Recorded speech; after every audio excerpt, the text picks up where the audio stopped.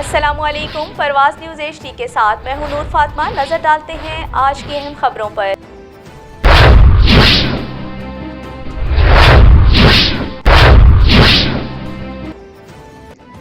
نو منتخب امیر جماعت اسلامی ضلع خوشاب ملک محمد وارث جسرا ایڈوکیٹ نے اپنی 2 سالہ امارت کا حلف اٹھا لیا۔ اس سلسلے میں منعقد ہونے والی تقریب میں جماعت اسلامی کے مقامی رہنماؤں سمیت دیگر نمائندہ شخصیات نے شرکت کی۔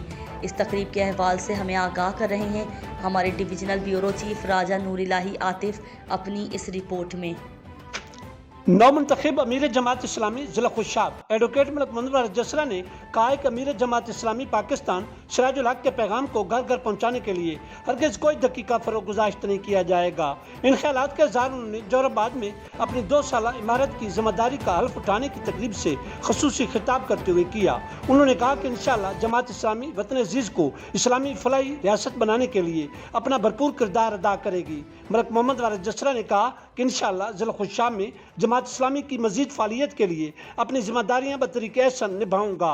انہوں نے کہا کہ جماعت اسلامی مظلوم و محکوم طبقے کی آواز بنے گی۔ قبل ازیں سابق امیر جماعت اسلامی ضلع خوشاب حافظ فدا الرحمان نے ملک محمد وارث جسرا سے حلف لیا۔